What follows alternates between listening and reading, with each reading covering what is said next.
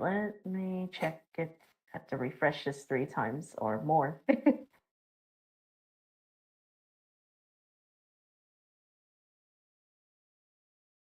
God damn it, that's Yep, we are live. Hey, I can see it. We sure will. All right. Welcome everyone to the 17th episode of Goddess Spotlight with Liaserenityrose. I'm your host, Leah, and I have my very amazing co-host, Angie, here. Hello. And of course, our special guest of honor, Naze. Hey, everybody. Thanks for having me, Leah. Oh, oh, it's my pleasure. All right, so let's get started on this Q&A, shall we? Yeah, let's do it. All right. Here's my first question for you, Naze. How did you get into voice acting? How did you become interested in voice acting and what inspired you to pursue this? Well, you see, ever since I was a baby, I was born with a microphone. No, I'm kidding. Like a lot of people, I grew up watching a lot of animation, a lot of cartoon. And the voice actor that is responsible for me being here today as a young, blossoming voice actor, hopefully I blossom into a beautiful flower, was Tom Kenny, the voice of SpongeBob. Ooh. And I remember just watching it being like, even at a young age, I watched SpongeBob and several other cartoons, but it was really SpongeBob that really sold it. Like, I want to do this. Is this something I can actually do? And that led to the very first ever voice I learned how to do at a young age, which was an episode of SpongeBob called Chocolate with Nuts. I'm sure a lot of people have heard of it. And if you haven't, you should definitely check it out. It features what is known as the Chocolate Lady. And I remember hearing that voice and just being like, again, young, like 8-year-old Naze here, like, I can do this. I can make a scratchy sound. I can do this. Here it is. I have been doing that voice since I was 9. I always hated it. And fun fact, I actually got to meet Tom Kenny last year, and him and I did dueling chocolate ladies with each other. So it was a dream come true. I got to meet my idol. But that's kind of how I got into it. And then, it just snowballed from there. Wow. That's cherry on the top. Isn't it? Like you literally look up to Tom Kenny and then you literally meet the dude like last year. That's amazing. That's great. I like it. He gives the softest hug. Aww. Like I went to hug him and I felt like I was gonna break him because he was so soft and gentle. I was like, I gotta lighten up my hug. He's so nice. If you've never met Tom Kenny and you get the chance to, do yourself a favor and do it. He's one of the greats. Yes. Nice. I always love learning about everyone's backstory of how because everyone comes from humble beginnings, and oh yeah. And then you basically you're past like how you grew up with, with animation and anime, because those two usually come hand in hand nowadays. Yeah, anime was a big part of it too. Yep. Nice. That's really great, Naze. Oh, here's my next question for you, Naze. What got you into the Sonic franchise? So I got an older brother who's about 3 years older than me. So he basically was a video game console generation behind me. I grew up playing the PlayStation 1. And there was obviously no Sonic games really on the PS1. That would be the Dreamcast. But I would go over his house. He's my half-brother. I would visit him on the weekends. And he would have the Sega Genesis. I had never seen anything like this. Did not know what it was. I knew it was a video game console, and I was a huge gamer, still am. So naturally, I'm looking through. and I get the cartridge of Sonic 2, and I don't know what it was. I guess it was just the look on that hedgehog's face that appealed to little Naze, who popped it in the Genesis, and I sucked. Boy, was I the worst Sonic the Hedgehog player you probably ever meet. Probably still am. I sat there in that basement from 10 o'clock that morning. I will never forget it. 10 o'clock that morning all the way till midnight playing Sonic 2 and Sonic 3. And I fell in love with it. And then I kind of forgot about it. And then I was at a flea market one day. And at this time I had my PS2. Saw a copy of Sonic Heroes. I was like, I remember this guy. He looks a lot different, but I remember this guy. Took it home, played it. I was like, he talks? He didn't talk in the other games. And at that point, I was hooked. Sonic Heroes then went from that to Shadow the Hedgehog. Oh, what a mistake. Mistakes were made. And it went on from there. I got into it really from the video games and through the Archie comics. I grew up loving the Archie comics. I read them as a little kid. I would get them any chance I could. I'd read whatever I could find online. And that was the really big introduction for me to truly love the Sonic fandom. I loved the video games, but there were all these different characters that I didn't even know existed. And then there was all the cartoons. And like I said, it just one thing led to another. But it was the video games on the Genesis and the Archie comics that really paved the way for me to be a Sonic fan. Nice. And Oh my God. that was pretty hilarious when you said that. Oh my gosh, he He talks. It's funny because my mom had the same reaction. My mom didn't know anything about modern Sonic. She was classic, so she knew the Genesis. She's like, he's talking? I was like, I know. It's crazy, Mom. Look. Oh my god! Literally, your reaction is literally from the first Shrek movie. He talks. He can talk. That's probably your younger self's like reaction. He talks. It was younger Naze's reaction. Like, whoa, he actually talks? I play Crash Bandicoot. He never talks. All I get is a whoop. That's all I ever get from him. Yeah, same thing with Mario. You know. Oh yeah. Wahoo! Oh my gosh. Yeah.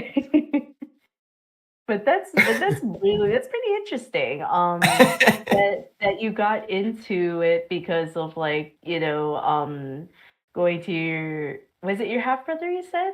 Yes, my older half brother, yes. Yeah, your older half brother, and then you found out, oh wait, I remember this character. What? He talks? And then you talk about also getting into the Archie Sonic comics. So that's really cool. Really great combination. Oh yeah. How you got to it. I remember this guy. He talks? He's taller now. Somebody go with that, please. He's taller and looks a lot more cool. Somebody go with that, please. Oh my gosh. July 8th, 2024, Naze. He talks?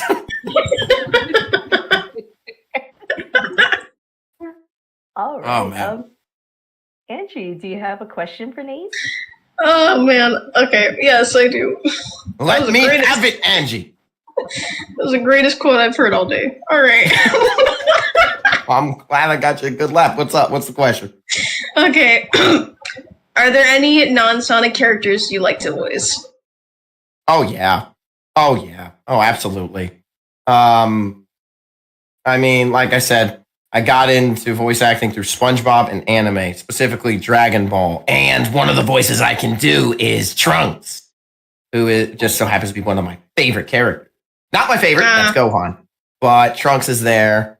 No disrespect. If you know me in Revo or as a Sonic VA, I voice Fang. Love voicing him. But no disrespect. He's not my favorite character to voice. It's not a Sonic character. It's a wall crawler who swings around the city of New York. my favorite role Mhm. and character to play is, of course, Peter Parker, otherwise known as Spider-Man, but don't tell anyone. Ooh, very interesting. I mean, I enjoy voicing all kinds of characters. If my heart is in it, if I'm really passionate, it doesn't matter what character it is. I'm going to at least attempt to give it a shot. Determination. Yeah. That's very interesting. So what is it about Peter Parker, aka Spider-Man, do you love voicing that character? Okay. Like, I'm great. This is going to sound really sad. Really, really sad. What? I relate to Peter Parker. No, I don't relate to Spider-Man. I relate to Peter Parker. I was a tiny, scrawny kid who always got bullied and picked on. Oh, wait.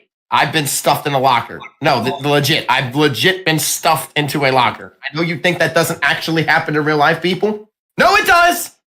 It's terrible. People have stolen my lunch money. People have pushed me down the playground. People have called me names. They've made fun of me. I'm not a fighter. I'm not a person who resorts to violence. I'm a pacifist in the purest of forms. And so, getting picked on and being bullied, I still love what I love, and I got bullied for what I love. But I'm reading Spider-Man. I start flipping through, and I'm like, this guy is just like me. But look what he can become. So, yeah, I like this guy. You know what? Because I'll be honest, there was a rough patch in my childhood where I was just bullied constantly, and it wasn't looking great for Naze's outcome. But because of Spider-Man, I was inspired to keep pushing on. And someday, little Naze said, someday I'm going to be a superhero just like him. I'm going to make people happy. And in a way, that's kind of what a voice actor is. It's a person who entertains, who can bring out happiness in people, who can give people enjoyable time, even for just a few hours. So in a way, I did accomplish my goal. And look at where you are now. Yeah. And plus, it's fun to swing and play Spider-Man. The flip side, to use all those quirks that he loves to do, the little name calling to the supervillains and the sarcastic nature. It just fits me. It's the character that it is the character I would love to voice professionally more than anybody else. Sorry, Fang. No. I love Fang, don't get me wrong, but Spidey's got my vote, and he probably never will fall out of number one. Ah, that's very interesting. So it's because you can relate to, to the way Peter Parker's Yes. life is very similar to what you went through. So, yeah, that's always cool that you get to, if you relate to a character more, it actually adds more on. It makes it very more authentic, if anything. It does. Because you can tap into that character because, like, hey, I went through the exact same thing this character did. And then you can channel that into the character. I went through pretty much almost everything Peter Parker went through, including losing the one person that he looked up to in his life. I lost my grandma at a young age. Oh, yeah. So, it was just a character that fit.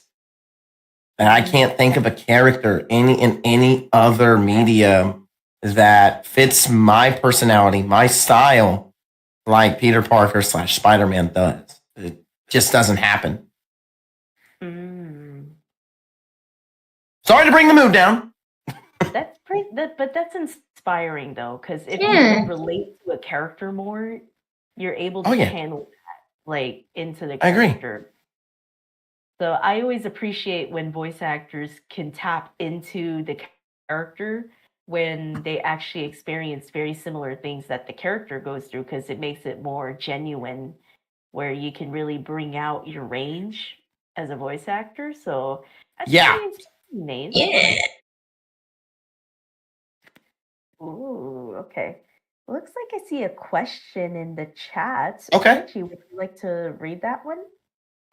Let me just figure out where is it. Oh. How dare you not be paying attention? Sorry, I got distracted. Okay, I see it. It's from Red. So, Okay. what's your favorite thing to do on a day off? Ooh. A day off from voice acting, I'm assuming? I think that's what they mean. Like it could be. Okay. I would assume that's what it is. Like, what do you? I do would on your imagine. day off? It really depends. There are days where I will take to spend time with my beautiful and lovely wife, Pandora. Because that's just what married couples do. Other times I will watch a movie. I will obviously play my video games. But if I gotta be 100% honest with you, Rhett, I don't know if you're gonna like this answer because it's gonna make me sound like I'm a workaholic. To me, as a voice actor, there isn't a day off. And what I mean by that is, no, I'm not always recording in front of the microphone and I'm not always auditioning. But throughout the day, whenever I'm just doing anything, I could be making a sandwich. As a matter of fact, I made a sandwich once. And while I was doing it, I was practicing voices. I was doing different voices. You would not believe the weird looks I get from the other people in this household when they just hear me speaking to absolutely nothing or going in the kitchen as I put my tomato on my sandwich. But there really isn't a day off. Personally, there's not a day off. I mean, other people might take full days off, but for me, I'm always on the grind. I'm always working. I'm always practicing my voices. I'm always trying out new voices, seeing my range, where my voice can go, talking to myself. It's great being a schizophrenic. Hopefully I could be a paid schizophrenic one day.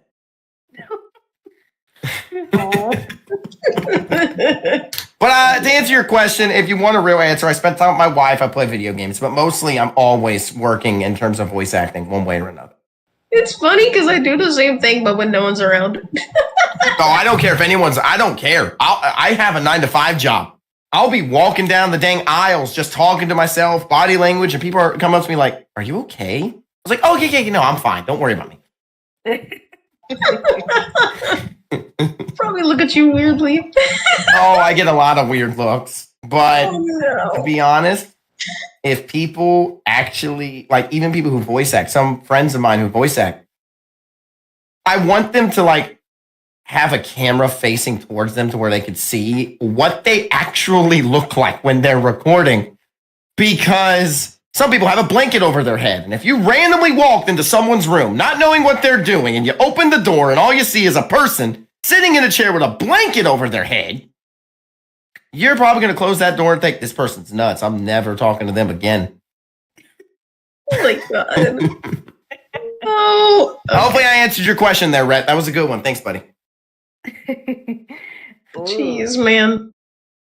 Oh, okay. I have a great question for you, Naze.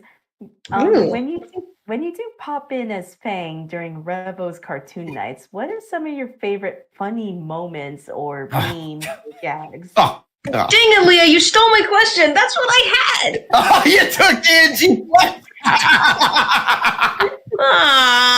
Well, at least I'll know. Oh, man. Oh, boy. Okay. I'll try not to make this answer too long. Because there's so many. I mean, I love playing Fang. Isn't that right, buddy? Yeah. There's a lot of moments, but unfortunately, most of them involve me eating dirt. You're Fang. You're supposed to eat dirt. Obviously, the Halloween one with Andrew, we've been skittled. I love that. And all of that was fantastic. Josh. Oh my goodness, Josh. Freaking Josh, man.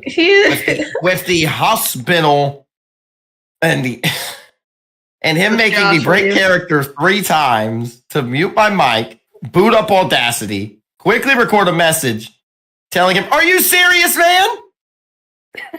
How am I supposed to do anything if you're going to keep breaking me? Stop it." But obviously, I think my magnum opus, and if you don't know what that is, it's basically my cream of the crop, my top tier, if I was to be remembered by one thing as Fang and Cartoon Nights, I think we all know what that is if you've seen Cartoon Night. There may have or may not have been a Pokemon movie on. Wait, I know what this And is. Fang and Goken may or may not have real-time fan dub pretty much the whole dang thing. And Fang just ripped that movie apart, man. And then when it went to Spanglanese, Englanese is what we called it. I couldn't help it, but the fried chicken jokes at Sonic Revo's Cartoon Nights with that Pokemon the 2000 movie, which is my favorite Pokemon movie, might I add. And now, because of that, I cannot watch it the same way ever again. There's that. What do you want from me? And then Fang and Sonic's Schoolhouse.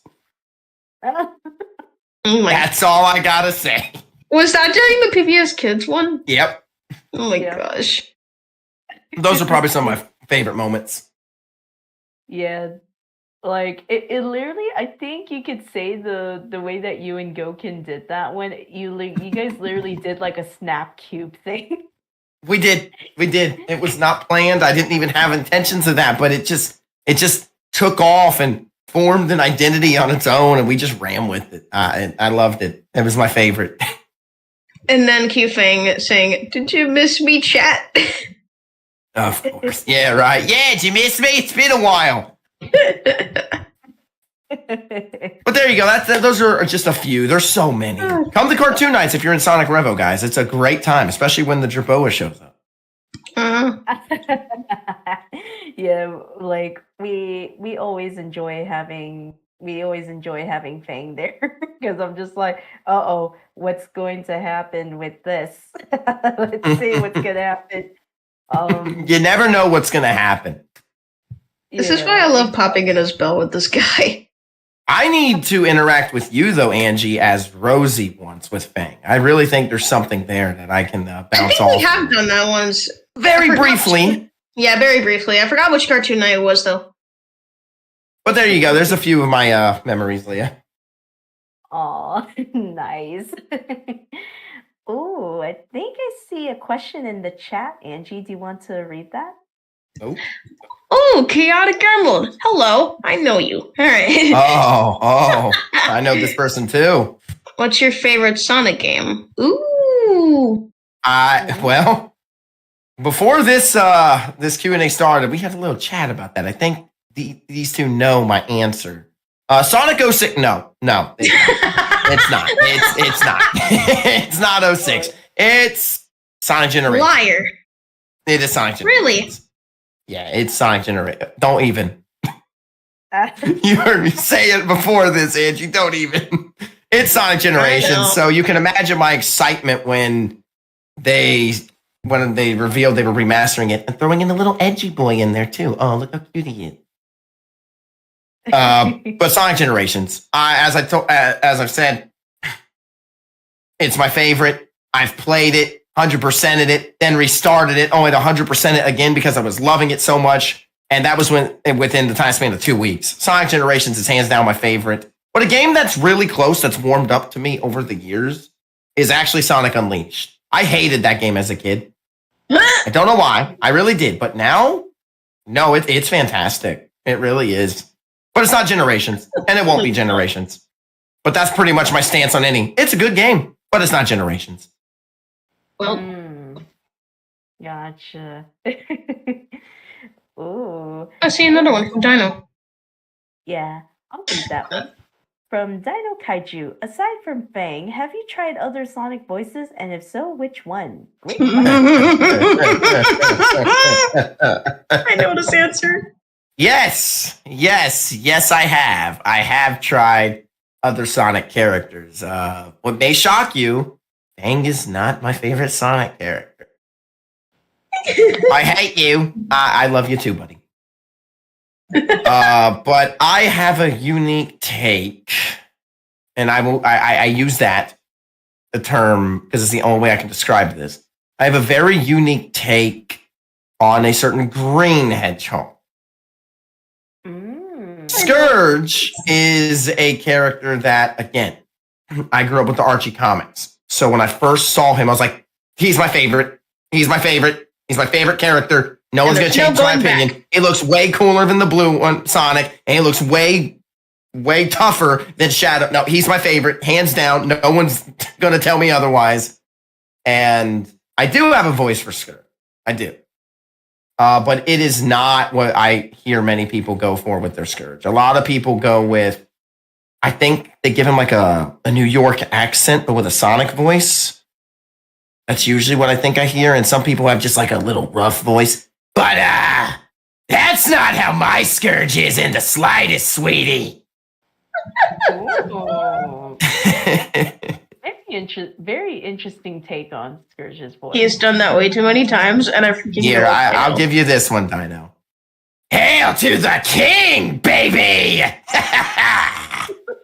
Oh no, I just Josh! Why? No.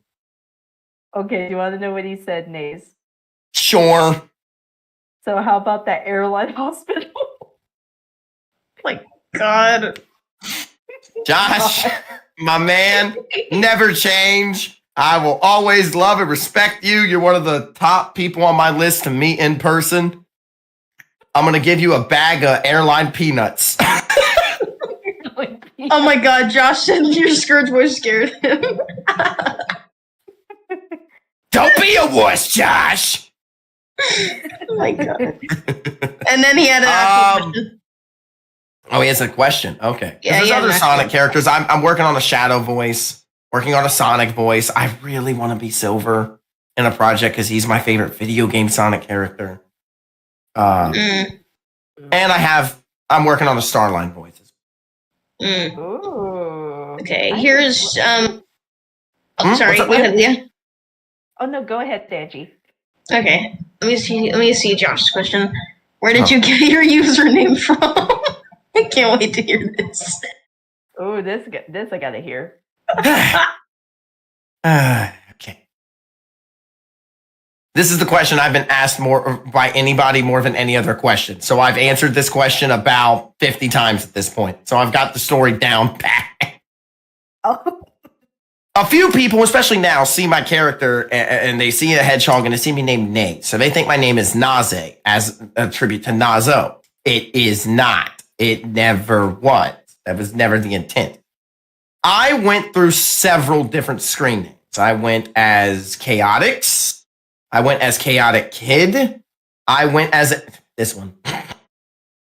I went as the username Squiddy. Don't ask. Because we're not asking how I got that username. We're asking how I got this username. And none of them really stuck. And all credit for this name goes to Pandora, my wife. Because I was just becoming a voice actor and just getting into it and learning and paying for my classes and learning from my teacher. And I was like, I really wish that I didn't have such a nasally voice. I wish it wasn't so nasally. I wish, I sounded a bit less congested. And she's like, yeah, wait a second. Your name is Naze. Like nasally voice. You have a nasally voice and you're going to be a voice actor. Your name is Naze. And I looked her dead in the eye and I said, there is no way in this lifetime or any other lifetime that I am going to call myself Naze. It's not even going to stick. 3 years later. Here we are. Here I am. If you're wondering what the VOV part, the VOV stands for, that's just my that's my YouTube channel where I create comic dubs of Archie Sonic, void of voices. But I went as Naze, and actually I wasn't even originally a hedgehog. I was just some dude with red hair, and a very talented artist by the name of Kieran, who's in my Void of Voices server, surprised me on my anniversary date while I was away with my wife with not this drawing, but a drawing of a red hedgehog, and I started to cry. That was the first time I'd ever gotten any fan art of me. I never got it. And then slowly but surely, I have a love for jackets. I've got an Eggman jacket. That's where the inspiration for the jacket came from. So that's why you have a red hedgehog named Naze. It has nothing to do with Nazo. Nazo's cool. But I have a feeling I'm going to be explaining that forever. And that's how Naze was born. There you go, Josh. Yay. Very I interesting. wonder how Josh got his name. Oh my god. But I would say that's interesting that your wife was the one like, hey, why don't you go with Naze? Because you have a nasally voice. It's a very interesting play on the word nasal, or nasally. Yeah. Yeah. But it's never going to stick. But it did, it's like It did. Like I can't imagine calling you by the previous user. Please don't. Please don't. I'm just used to just calling you Naze. Like that's the only name you've ever known me as. Yeah, like I think your wife did a great call on that because it actually stuck. She did. She nailed it. She always nails things like that. I'm not good with names. Oh, okay, Josh answered your question, Naze. Funny enough, my stage name is loosely inspired by Josh Hutcherson. I figured. Nice. Look at that. We had a question inside the Q&A from the guest of honor. Look at that. Oh, okay. Hi, Lila. Yes, I see you in the chat. _prankster VA. Hey, Naze, I got a question for you. What was the moment you knew that you wanted to go fully into Sonic Revolution? Would love to hear your response. Is that what you mean? Because C is like, what? I think you mean here, right, Prankster? I hope that's a typo. What's her question? I'm sorry, I'm too busy laughing. Okay, what was the moment you knew that you wanted to go fully into Sonic Revolution? Would love to hear your response. They already changed it, so that all right. So like, see. Well, to be honest, I didn't even know what Sonic Revolution or Sonic Revo, whatever you want to call it, was until I started auditioning for projects, and I found a casting call, and I saw this little dude, purple Jerboa guy, Fang, and it said Australian accent, and I was like, I can do a over-the-top Australian accent. At the time, I'm working on doing a genuine one. But at the time, it was over the top, and I auditioned for it. I was just looking for work and projects. I didn't know what Revo was, what I was getting into. This is why, kids, when you audition, you read the description. But I got the role as understudy. And so I was like, well, they're probably not going to need me much. I got an understudy role. And I got invited to the server and all that. And I just sat there and watched that server. Day in, day out, I would just sit there going through all on Discord, looking at other servers, noticing that server, and just being like, I wonder what they actually do over there. And just seeing so many people in like a call at once, I'm like, that's a lot of people. I was very socially awkward when I first started. But the faithful day came up. I got off of a very tiring shift at work, really rewarding. And I told myself, I'm not going to do anything. I'm going to relax. I'm going to maybe eat. I'm going to watch a movie. No voice acting. 2 minutes after I say that, Andrew, Sonic's voice in Revo, rings me, says, hey, we're doing a panel. You're the understudy of Fang. The voice actor for Fang can't make it. Can you do it? Okay, when's the panel? It's in 3 hours. So I get a lot of time to prepare. Got it. But my gut told me, do it. My heart told me, do it. My brain was saying, no, there's too many people. You're going to be scared. Don't do it. Just tell me you can't. But my gut and my heart, and I went with my heart and my gut, told me, go ahead and do it. And so I did. And from that moment right there, Prankster, doing that first panel, I started to understand what Revo was. And I was like, I love this. Only an hour into that panel, I'm telling myself, I love doing this. And then, of course, after the panel's over, I find out that there's this little event that happens once a week called Cartoon Nights. Mm-hmm. I showed up. I played as Fang. the rest is history. After that, I knew I wanted to do this. Aw. Aw. We're glad to have you, man. Really, And really honored. I met some annoying girl who never leaves me alone. Every single day is always ringing my phone on Discord saying, "Hey," without me even telling them or giving any signs that I'm online. As soon as I get online, they are stalking me and they say, "Hey," and I can't get this annoying girl. I think her name is Angie. Yeah, Angie, I think is how you pronounce it. Wow. Okay. No, Angie, I love you. And I love you too, prankster. Oh man.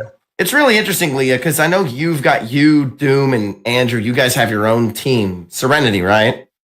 Yeah. It's a beautiful name. I like to think, once we come up with one, that me, Angie, and Lila really have something as a group as well. So I'll come up with something. Yippee. Aw. So pretty much you were kind of inspired. Oh yeah, Andrew, Doom, and Leah have a team name. No, No, I'm just saying that you were just kind of Sort of. inspired. Maybe we could have you could have your own team name. Yeah, I'll come up with something. I mean, I see how you, Doom, and Andrew are just so close and have this chemistry with each other. And it's no disrespect to anybody else in Sonic Revo, but out of everybody that I've worked with, Angie and Prankster, I have had just amazing chemistry with, and they always seem to bring the best out of me. So, from the bottom of my heart, Angie, since you're here, and Lila, thank you. No problem, man. Oh, that's beautiful. But I feel touched that you kind of brought up the Team Serenity thing. I think it's a great team name, by the way. I love the name. Yeah. Oh, if you want, Beautiful. I can just go into a little bit of basically it all came about because Andrew and Doom actually decided, hey, let's name it after your OC, Leah, because you're the one who brought all three of us together. So so that's kind of the short end of it. Like, that's the summary of it. Okay. I'll have to ask you when you got some free time. Yeah. Let's see. Is there any more? Okay, I don't see any more questions in the chat, but Yeah, I don't see any more. Ooh, okay. Let's see. Ooh, here is a great question that I have for you, Naze. What brand of recording equipment do you use to have the best sound quality, and which this one. This question. So I've used so many different types of mics and setups over the years, starting with a Blue Yeti, going from that to a Samson C01U Pro. Oh yeah, when I say that one, people are like, what is that? He must know everything. I always love telling them I had that as a mic, but then I tell them what I got now, and they're like, that makes my brain turn to jello even more, Nate. Right now, I use a Audio Technica 2020 XLR mic, which is connected into my Focusrite Scarlett audio interface, I think version 2. The mic is connected to my mic stand. I got that off of Amazon. I don't know the brand name. Then we've got a sound shield attached to that mic stand, so the mic at least has something to the trap sound with, so it doesn't bounce everywhere. I've got a pop filter connected to that. I'm using right now, currently, as we do this, my headphones. These are Status headphones. That's the name of them. Seriously, these headphones, if you have never heard of the brand Status, they're really good, especially for listening to music, which I do a lot. Other than that, I am working on soundproofing my room, getting some sound foam, on the walls. And then there's my trusty piece of recording equipment, holding in my hand now. my towel. Yes, out of everything, the XLR mic, Audio Technica, the Scarlett interface, the sound shield, this red towel that I put over my sound shield and over my mic has helped generate the best noise canceling I have ever experienced as a voice actor. And until I can fully soundproof this room, me and Tally here are best friend. Tally. Oh my god. That's actually pretty clever, you know. You have Like to that. work with what you got, you know, because I Yeah. know some of our other Revo VA friends actually set up their room, you know, where it has the noise cancellation, and Mm-hmm. I know some of them like to do it in the closet because the closet is actually probably the best place. Myself included. I record the Yeah, pod. ain't no way I'm getting this mic in the stand in the closet. I commend voice actors who are able to fit it in their closet. Like that's commitment. I right? tried, and I ended up giving myself nearly a concussion. Oh no! I got crouched down, and I was trying to get all comfortable, and I went to grab the mic, and I went to stand up, and I forgot there was a unnecessarily thick shelf in that closet. Oh no! And I bashed my head on it, and I was seeing Tweety Bird. Oh no! Oh. You know, I think the messed up part is I was recording. I think I still got that recording. If I do, I'm gonna have to send it over to you guys. Oh my god. Oh no! You can just hear a big bang, and then Oh Well, my gosh! A real life So- cartoon moment.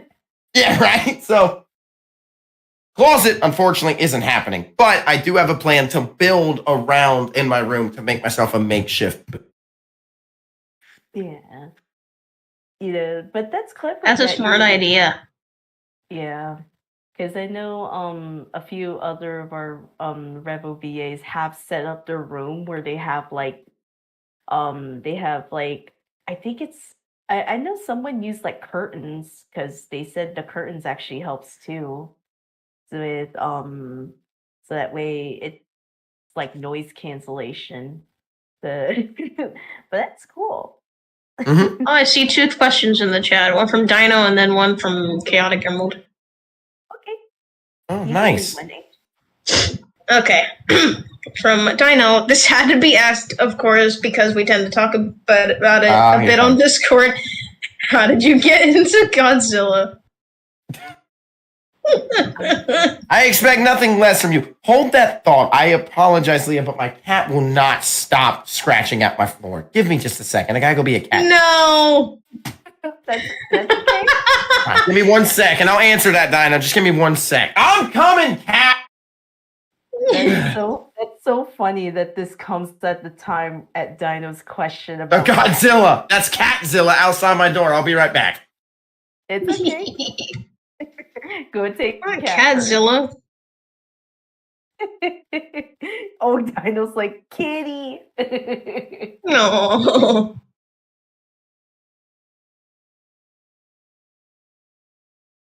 His cats are adorable. I have seen them and they are adorable as all heck. Godzilla cat. Chaotic Emerald's like, oh, Yeah. Godzilla. His cat will not leave him alone.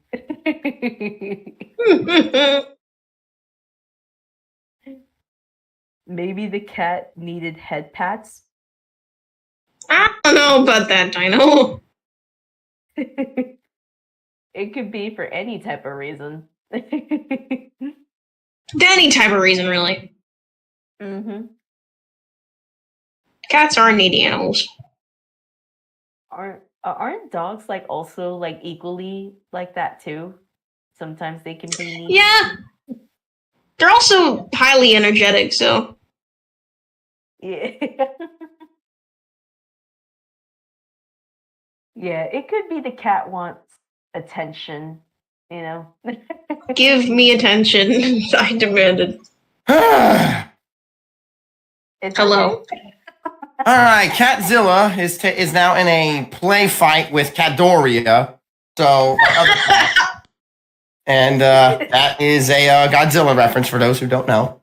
Dino, he asked how I got into Godzilla. Was that it? Yeah. Yes. Power Rangers. Nope, straight up Power Rangers.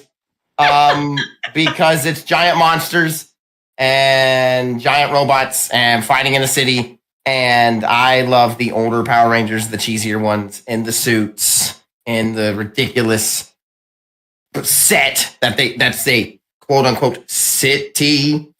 And I fell in love with Power Rangers. I had no idea what Godzilla was. I knew a little bit because of references. Obviously, in pop culture and cartoons, everything, they would reference Godzilla, but I had no idea what it was. One day I was at the library and I saw a DVD and it was Godzilla Final Wars, my first ever Godzilla film, which turns out to be one of my all-time favorites. I put that sucker in and I pushed play and I was hooked. I couldn't understand what they were saying and I didn't know how to turn subtitles on because I was young. But I saw giant monsters bashing into each other. Yeah! Oh my god. Sorry. And it was cool. Yeah. Jeez, man. There you go. Interesting. Oh, it was in Japanese. Yeah, it's kind of like, yeah, how do you turn on subtitles? Whatever, just watch the monsters bash into each other and break stuff. Yeah! I kind of feel that's the point of Godzilla, though, when you think about it. It's like, you don't really need to know the story. It's just, oh, a huge monster. For most movies, there are serious ones where you do need to know the story, but for most of them, it is silly. And Dino, I already feel a follow-up. Favorite Godzilla monster is Destroyer! Destroyer. But I had to say it how they say it in the movie. Destroyer! And there you go. I gave you a bonus answer. Nice. Ooh, okay. All right. Here's another question from Chaotic Emerald. Do you have any recommendations for other people who are trying to get into voice acting? Ooh. That's a great one. I had a feeling somebody, whether it was Leah, Angie, or someone in chat was going to ask this. Because this is usually the number one question that a lot of people ask voice actors. Mm-hmm. What can I do to get into voice acting? How did you get into voice acting? What is the steps to get into voice acting? Well, there is no right or wrong answer, in my opinion. Again, take this how you will. This is just how I feel. My advice for someone getting into voice acting: first, identify what it is you want to do. Are you wanting to get into voice acting to play wacky and fun characters and animation and film? Or you wanted to get into voice acting for radio and commercial and narration for audiobooks because they're or video games. Is that the field you want to go into? Because they're all different fields. Try them all. I know. I trust me. I know. If I may not seem like it because I love playing over the top, exciting animated characters, but try all of them. Seriously. Do not be afraid to try commercial and radio and narration and video games and animation. Try every single bit of medium you can in voice acting to just, I'm not saying go out there and find a radio station and have no experience and try. You will not succeed. I'd hate to tell you, it's going to happen. You need experience, but go out and go on the internet. You can Google voice acting prompts for radio, for a commercial, etc., and you will find plenty. And just practice. If you've got a mic, a headset, whatever it is, use what you have. You don't need to get started. You don't need an Audio Technica, a Focusrite audio interface. You don't need all of this stuff when you're starting. Yeah, eventually, yeah. If you want to go professional and make this a career and get roles and projects, yeah.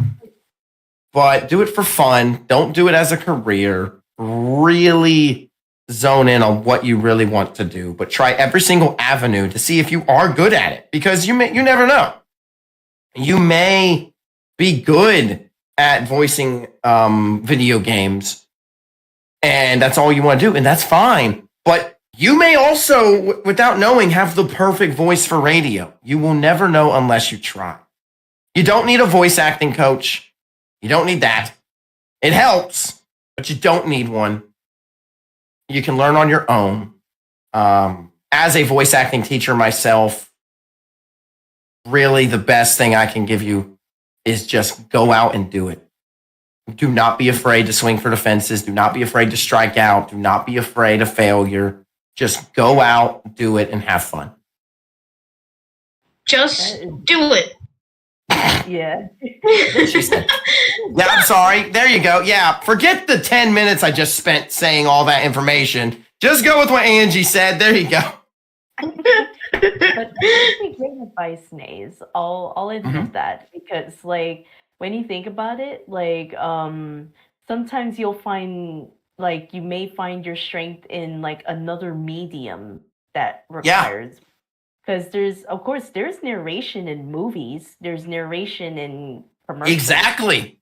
And everything. Like, you may not be good in one medium, but you might be better in another. Like you've also mentioned radio. Radio is also a great way to do, like, to practice stuff like that. Because every time I hear people on the radio, it's like, yeah, this really does feel like it's voice acting, but it's like it is.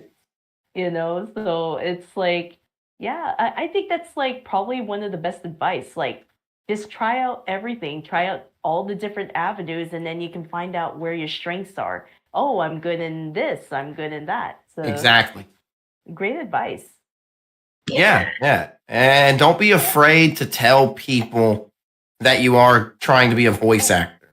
You're going to have people who are jerks and don't believe in you. I had plenty of those. Unfortunately, some family members that didn't believe in me. Ha, look at me now. But We're wrong. don't be afraid to tell your friends. See if they can encourage you. And by doing that, well, you may have a friend or two that, like, is just out and about, and they run in and they see something like audition, or they need voices for this, or they know a guy, and then they can help you. And plus, doing all these different avenues really makes you a must-have talent for a company down the road. If you do get professional, they can look at your resume, your portfolio, and be like, wow, this person's good at radio, they're good at narration, they're good at animation. We could use them for a lot of things. Being multi-versatile is hugely important in voice acting. Yeah. Nice. Oh, Angie, I think I see one from Radar. Do you want to read that one? Radar, yes. Oh no. Hi, Radar. Okay. So, from Radar, so this is going to be a pretty obvious question. Fang the Hunter. Wow, who would have guessed? What were your thoughts of him before Sonic Superstars, like his past appearances, and Archie, and after Superstars plus IDW? Ooh. Oh. Leave it to Radar, right? Who else but Radar? Anyway. I expected you, Radar. I just didn't know when you were going to show up. Great question, Radar. Great question. Everyone, by the way, in the chat has asked great questions tonight. So give yourself a pat on the back. Great questions so far. Yeah. Yay. Let me first start with, I was very happy to see Fang get put in Sonic Superstars. That made me really happy because other than that, there was only one other game where I played as quote-unquote Fang, and it was not a good game. It had to do with fighting. That's all I'm going to say, folks. Fighters? Angie, why? You mentioned fighting game. It's your fault. You mentioned fighting game. It's like, yep. Hey, that was little kid Naze's first introduction of, oh no, this guy can, this blue hedgehog can have bad games too. Uh-oh. I didn't realize that was a thing. But before that, before Superstars, obviously reading Archie, I ran into this guy, and I don't know what it was, but I hated this guy. I hated this guy. I do not like him. I hated any issue that he was in. Couldn't stand him. I even would ignore certain issues that he was in so I could go to an issue where he wasn't. He was one of my most disliked Sonic characters for a long time. And then I realized I'm not supposed to like this guy. He's not meant to be liked because he's not a nice person. He's just like the Green Goblin when he's fighting Spider-Man. I mean, he's cool looking, but I don't like what he does to my hero. I don't like this guy. And I think that's supposed to happen. So now I'm going to go back to those issues I ignored, and I'm going to read them just to see if he gets beat up. And sure enough, yay! Yay! He got beat up. Woo! So growing up, reading Archie, couldn't stand him. But that was the point. And then as time went on, I voice villains. I love villains. I love voicing villains. I love voicing antagonists. And Fang is that. Yay, villains! Yeah, right? I haven't. So I know, I obviously I've read his little mini series he was in, and I'm doing some voice work for it. Twice. One for Chris and one for someone else. I forgot who they were. Can't remember their name off the top of my head, but the IDW stuff is great. I absolutely love the IDW stuff. I really was heartbroken. Spoilers for anyone who hasn't read it. When Team Hooligan broke up, man. Oh, yeah. It really hurt. I hope they come back together. But yeah, I did not like him as a kid. Then growing up a little bit, getting a little more mature, I realized I wasn't meant to like him. And then obviously now I voice him, so I love the guy. And I love a good villain who gets under the audience's skin. Oh my god. Nice laugh. It almost reminded me of his I have for him. Oh. Oh my gosh. But I'm very curious, Naze. What did you think of Fang in that Sonic Superstars Trio Trouble animation? Oh god, that one! I want to know what you thought of like Fang when he had that nightmare. It's like he just like that got me. I was laughing. So Two hard. thoughts were going through my mind. Number one, little kid Naze. Yes! Little kid Naze would have jumped to the moon to see that animation. And adult Naze is like, wow. Just wow. And, oh boy. Nothing else. Just Oh wow. boy. Wow. I can't wait to see what they've got in store for him in the video game. Oh yeah, it was so great. Yeah, it totally didn't make me almost break my controller.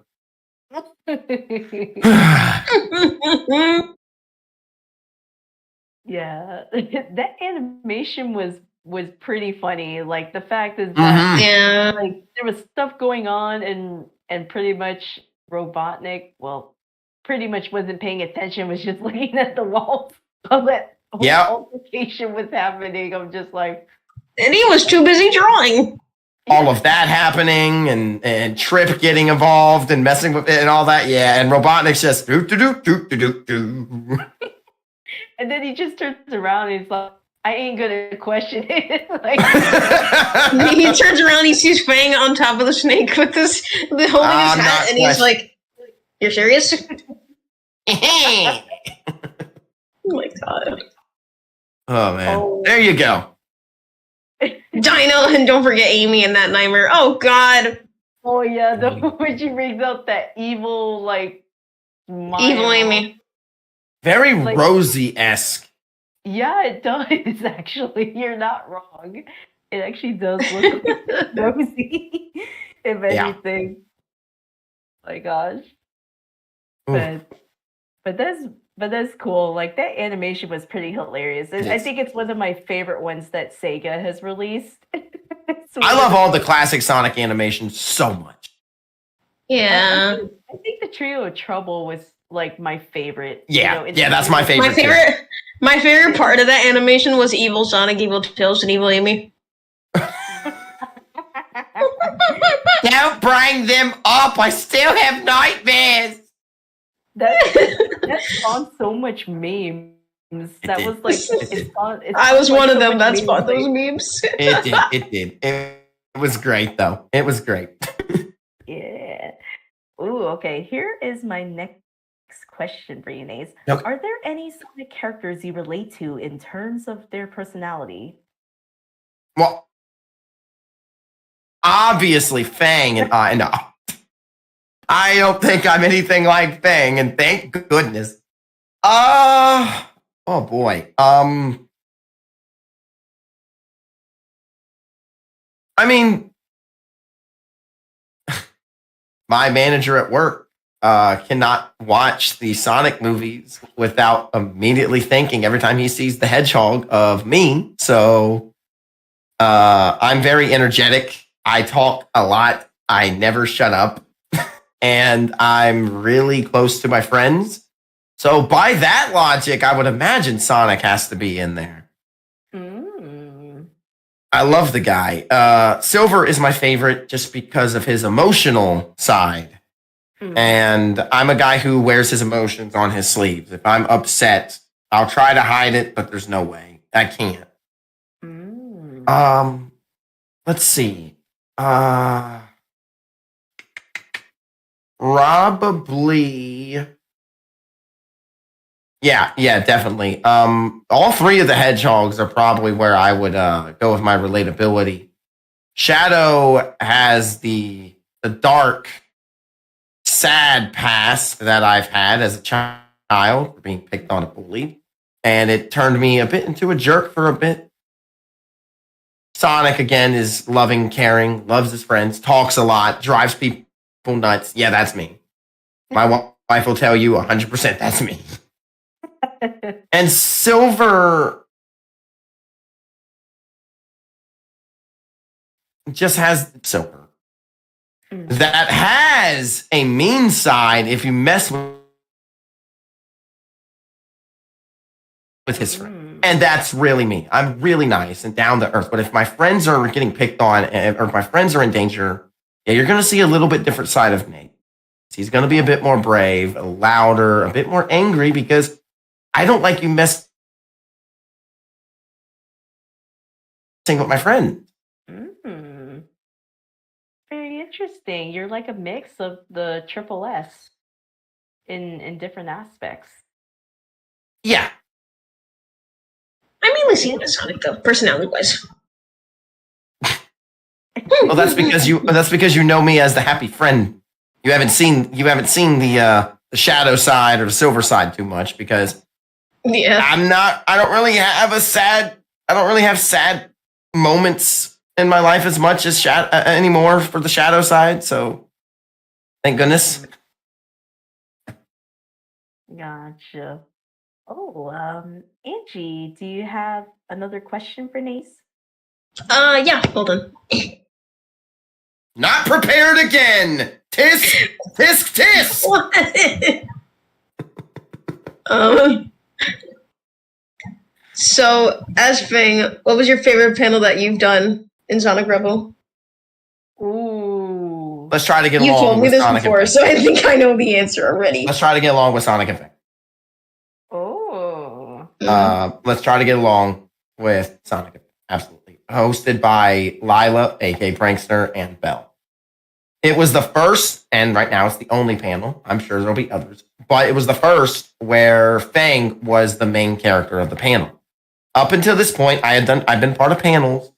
I was never the main character. This was my chance to be the main character and to see how well I could carry a panel with, of course, I couldn't have done it by myself because we needed the other part of that equation. And that was Andrew as Sonic. And Yeah. him and I mean, like I said, Angie, you, me, and Lila, we've got this chemistry, this togetherness, but Andrew and I just bounce off each other so perfectly. I cannot describe it. He sets up a punchline and I return it. And of course, I got to show Fang's loving and caring side in that panel. Very close second, though, is the Sonic at the Movies too. Oh, yeah. The Disney. It brought me back to when I was a theater kid. Oh, You yeah. The panel that spawned that. Mm-hmm. Don't worry, I won't say it. But don't worry. There he goes. He's having So much he's having a existential crisis over there, Leah. Look what you did. So much hate. But no, the try to get a long panel, bouncing back and forth, and at first just Fang not wanting to take part in any of this. And I'm so glad Andrew was the same way, because it was just a fun 10 minutes of us being like, yep, no, we agree. We hate each other. All right, panel's over. Bye. And then, of course, the very end, where Fang asks Belle out. They do their thing. And Belle and Sonic have their touching, loving moment. And the audience is just, aww. Only for Fang to obviously end the panel on a high note, missing his hat because Sonic has it. It was just pure improv, which is my strong suit as a voice actor. And I jumped in, waited 2 seconds, no one's showing up. Okay, I probably got a chance to do this. And I had to jump in. And of course, the line, as we all know, hey, he never gave me my hat back. Hey! Oh man, I love that. So there you go, Angie. Those are my two. I love all the panels I'm in, but those are my top two. Yeah. I'm very curious from the Sonic at the Movies too. Which skit did you actually like from what the others have done? Oh, so which one did I like that I wasn't in? Yeah, like Lion King. Which ones did you enjoy listening to when they? The Lion King. Oh, nice. You had a song. The song cover was recorded and everything. Seamlessly transitioned, might I add. Beautifully Perfect seamless. That was awesome. The Lion King one was awesome. Also awesome though was it was Tangled, right? Yeah, I think the Tangled scene, yeah. Yeah. Yes. Schmolder That one was scene. fantastic. Yes, the Schmolder. Yes, the Schmolder scene. Exactly. Oh. Yay. And then, of course, I was in it, but I wasn't really in it, so it's kind of cheating. But Josh, I believe it was Great Mouse Detective. Oh, that one. This man messed up. He's like, I know words. Whoopsie. Oh, my goodness. I also loved the Invincibles one. Was it that one with the office scene? Oh, The Incredibles. Yeah, The Incredibles. Oh, I'd love doing that one. Oh, goodness. That was the best. And then I get chaos control. Or blasted. Like, what the? That was great. That one was great. Oh, that was so good. But the one I loved the most that I wasn't in, that I wanted to be in after hearing it, was the Lion King one. Oh. That Lion King one was so good. So good. Nice. That's great. Yeah, like everyone did a phenomenal job because that one was like a lot bigger than the first one too. Like there was like a lot more characters this time around. So I was like, Oh, really? yeah, it was a lot bigger than the first one. So I was like, oh wow. I'd love to do another one. Oh, so much fun. I'd love to do that. I'd love to do like video game scenes, anything like that. That would be so awesome. Oh, Oh, okay. Angie, I think I see a question from Chaotic Emerald. Would you like to Oh my read? goodness, you're full of questions, Chaotic Emerald. Okay, let me see. All right, kind of two-part question, but are you excited for the third Sonic movie? And what are your opinions on the Sonic movies? Nope, I hate all the Sonic movies and everything. No. Quite the opposite. I love the first two Sonic movies. My wife and I, we've seen them both in theaters, and we've had a great time both times. Am I excited for Sonic 3? Duh! Right? Like, I don't think there's a Sonic fan alive who's not. I will say, every time one of these movies comes out, or it's a movie I'm really excited about, this is nothing against anybody. I don't want to rain on anyone's parade. I'm not trying to do that. But anytime it's a movie that I really am excited for, there's always that small bit of worry that it's not going to do well or live up to my expectations. It's small, but it's always there. So naturally, I have a little bit of hesitancy. But yes, I'm very excited for Sonic 3. My only request for this movie, I know we're getting Live and Learn. It was in there, but can they use more Sonic songs? I don't understand. I want to hear other Sonic music, like the Sonic Adventure Eggman theme. That just fits Jim Carrey. Yeah, it actually does. It just does, man. It just works. And if I don't hear his world in any of these movies that they make, I'm going to cry and I'm going to be angry and I'm going to throw my popcorn bucket as far as I can and see if I can hit the screen. We're going to get Live and Learn. That's awesome. But I need his world for Sonic. Especially this movie. It'd be perfect. But maybe they'll save that for if they bring Silver and Shadow and Sonic together. It'd be great. My opinion on the other two movies, they're fantastic. Sonic 2 was just incredible. Sonic 1 was great. Sonic 2 took what Sonic 1 did and made it even better. Mm-hmm. There you go, Emerald. Josh, Sonic was never good. Nope, never good. Nope. Sonic's terrible. Why do we even have the Revolution server? We should just close it shop, close it all down. Oh my god. Sonic's terrible, right? Sonic's great. But yeah, I think what they do pretty well in the movies is that they reinvent the lore. You know, Yes. Like, it may be like a little bit different from what we're used to, but like it actually works in terms of the story they are trying to tell. So that's what I commend them for. Yeah. Like, so I think the movies do pretty well. So Oh, yeah. it's just very ironic that they're releasing Sonic X Shadow Generations and then movie 3, and it's like, okay, looks like we are going to see it again. Yes, folks, we're going to Yay. relive that scene. You know what it is.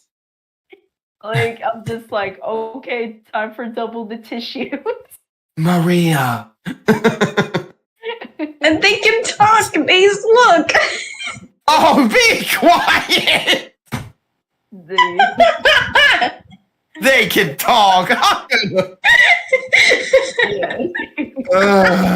Next question. Okay, I see one from Lila. Next again. question. Oh, no. You want to read that one, Leah? Oh, sure. From Prankster, if you have to pick one character you wish to fix their story within either comics or games, who would you choose? Oh, that's gonna be a tough question. Shadow the Hedgehog. Shadow the Hedgehog. Really? Look, listen. That scene, that, we know what we're talking about. I wouldn't change that. I wouldn't change anything.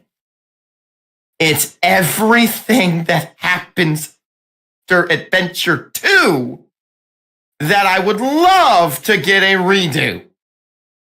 Because I'm sorry, but it just got a bit messy. When they did Shadow the Hedgehog, the video game, the story really just, ugh. I would just love for them to continue, again, the Maria thing, keep that, run with that, do the Adventure 2 part of a storyline, that's perfectly fine. But everything else that came after that from Heroes and Shadow the Hedgehog, to me, was just a bit messy for my personal liking. I would like it to be a bit more straightforward and concrete. Overall, it's not the worst character story of all time. It's just me personally, something I would fix. I also would go and not make, now, this is gonna, I got my my hard hat on and I'm behind my barrier for this one. I do not have a problem with how Amy is today. In the IDW comics, I love how Amy is portrayed. In Sonic Frontiers, I actually enjoyed how she was portrayed. But dear Lord, I have to be honest. I would love it if I could get a redo of Amy in the Sonic Heroes, Sonic 06, and those eras, to where her character, to me, was just a little bit more than just Sonic! Hi! Run up, gives hug. Wait, you're not Sonic? Oh my goodness, Amy, what'd you expect? What was your first clue? Sonic's blue. That one's silver. How did you make that mistake? Her character to me when I was growing up with those games was just, she loves Sonic and roses and hearts. I'm really happy with IDW Frontiers and things like that, that they're really now giving her a great character. I love in the IDW comics, especially the Sonic Forces arc. I love her character in that, where she is the leader of the Resistance. I thought that was a great choice. I really love Amy now, but Amy back then, oh boy. We could just redo some of that. I'd be happy. But Shadow is my main answer.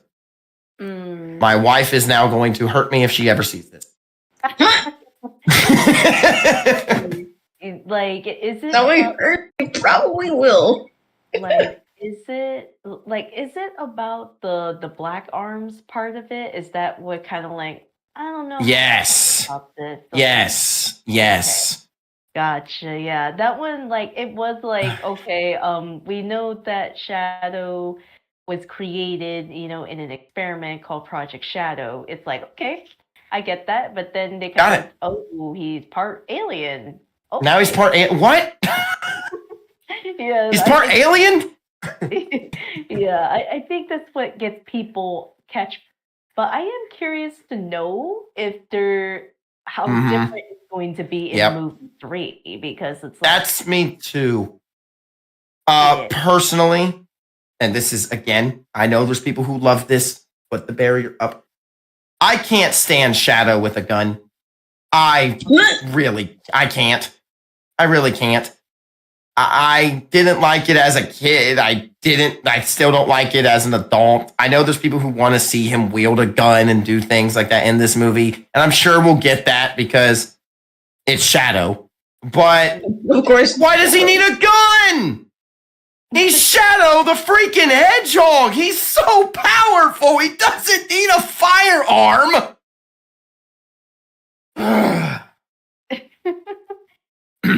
I can understand that though. Yeah, that's valid. It's okay. That's totally valid. Like, it's like, he already has powers, so why? Yes. Exactly. Why are you on a motorcycle? You run faster than a motorcycle. You could say, I think maybe what you're looking for, it's like, it's counterintuitive. Is that what you mean? Exactly. Yes, it's very counterintuitive for Shadow to have a gun and a motorcycle. In a racing game, I get it. It's fine. But in an adventure game, oh, goodness. You're kind of like, what were they thinking? It's like, racing game, it's understandable. You need to play. Inner Naze was like, what was the reason? Naze is still questioning what the reason is. Oh my gosh. All The right. world may never know. The world may never know. Oh wait, I think I did see a question by Dolius. Do you want to read that one, Angie? I have to Man, go Leah, back down. everyone's got questions today. You haven't asked too many, Leah. The audience has got your back today. I know, right? What the heck is Dolius' question? Dolius has a question? Oh. It's right under Dino Kaiju's comment of Anne Cream's VA. It's like above Josh's comments and like above Dino's "You're welcome." I was the one who had him as the main role. Can you find it, or or do you want me to read it? Yeah, I can't find it. Okay. This is from Dolius. All right. Question for Naze: do you drink anything before a panel or recording? That's a great question. Oh yeah, I Well- will do it. Well, considering there's 3 water bottles emptied now to the left of me, and before I cleaned up, right before this Q&A, there was 5. Oh Nope. Nope. I don't drink anything. Nothing. No. I always stay hydrated. And then after recording, even after I'm done doing this, I'm gonna go to the kitchen and make me some nice warm elderberry tea. I drink water during my recording and before I finish with warm tea. Ooh, nice. And sometimes sometimes before I go to record, I'll have chewing gum to loosen up the lips, get the mouth all moist and the throat. I'll have like a Jolly Rancher.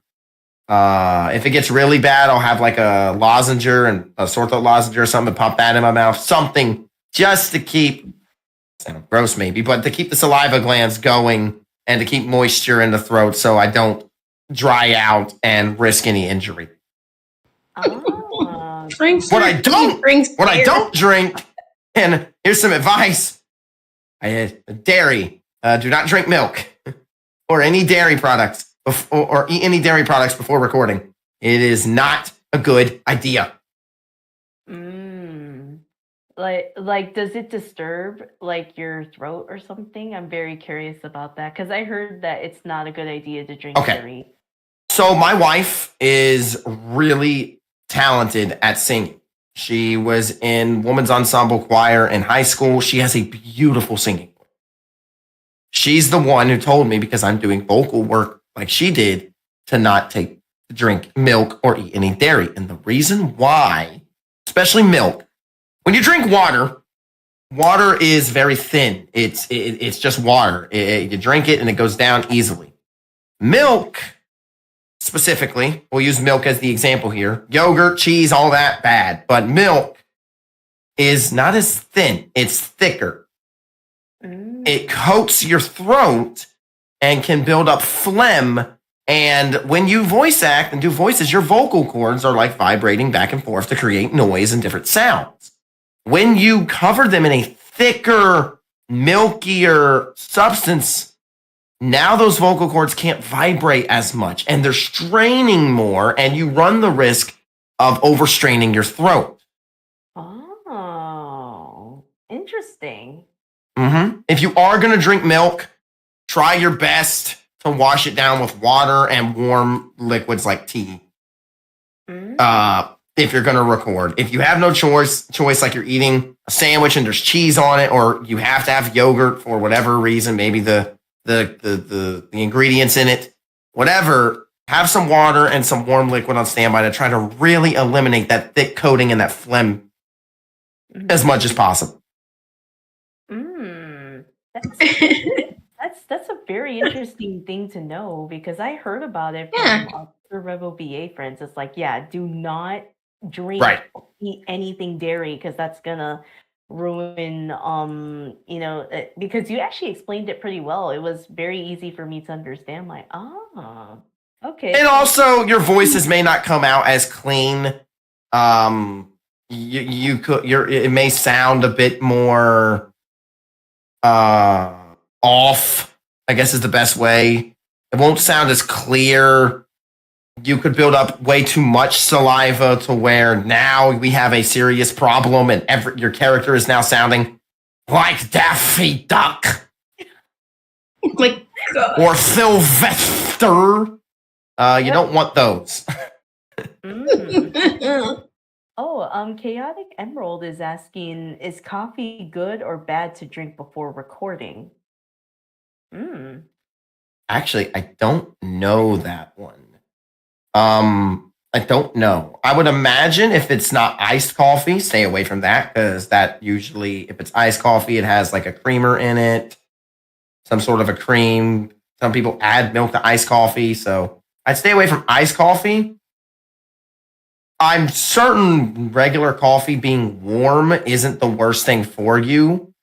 I personally stick to tea just because I don't like the taste of coffee. But again, how I do it, everyone has to. Use the warm liquids after I record, not before. If you want to do that, my best advice to you is to read up on it, do a little bit of research, and make sure it's safe. Yeah, because because I know some people put milk in their coffee, so that probably Exactly. that probably might affect your thing because it has milk in it. It'd be similar to drinking like hot chocolate. Gotcha. I would imagine if you put milk in, it'd be like drinking a hot cocoa. But again, do your research. Do your own research. I don't know that answer fully. I'm sure Google's got something on it. You can Google best things to drink before doing vocal work and worst things to drink, and that should help you. But do your own research. I don't really have an answer to that. Sorry.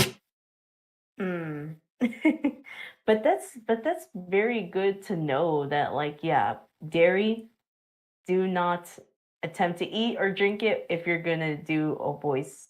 Dairy is very scary. There you go, folks. For voice acting, dairy is scary. I'm looking at Lila. He drinks air. I drink air. Yep, these empty water bottles full of nothing but air. Oh my God. That's good air. All right. Ooh, okay. Here is my Don't next question for you. Yes. For you, Naze. Which Go for Disney songs would fit the song characters you voice and why? Do you know who I voice? Yeah, but what about What did you ask? Which Disney songs would fit the Sonic characters I voice? Oh boy. Other than my that, God. you said you do voice other characters, so I do want to know. Don't you give me a bad song, Naze.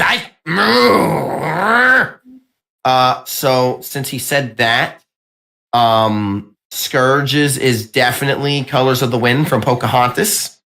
Definitely. No, it's Colors of the Wind.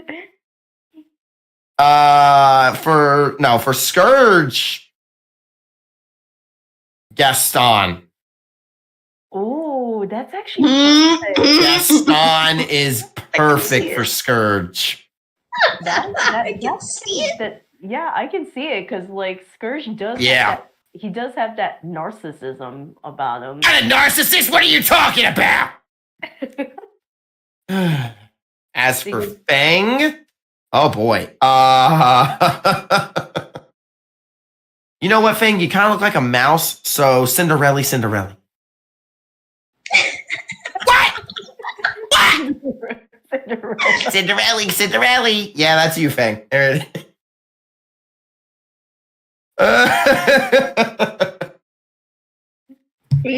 plan to do a song with Liam. Not gone. Yes, I know. Yeah, I know. We're gonna get that done. Don't worry. Fang has finally figured out his singing voice, so we'll be good to go on that. But yeah, I guess that's don't really know a song that would fit Fang. Ooh. No, I can't think of one off the top of my head.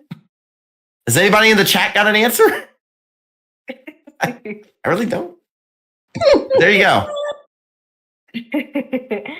Gotcha. Angie, do you have another question for Naze? At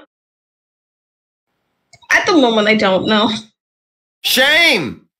Why? What do you mean? Be more prepared. Be prepared. Like Scar says. Like Scar says. Ooh, okay. You know what? Be prepared might actually work for Fang. Oh my god. Because honestly, because Scar promises the hyenas a lot, but he never delivers. And if Fang is with his boys, he always, especially currently, he promised them that they would share the rewards, but all that they kept end up getting was trouble. So that might actually work. Interesting. Didn't mean to cut you off, Leah. Go, what's your question?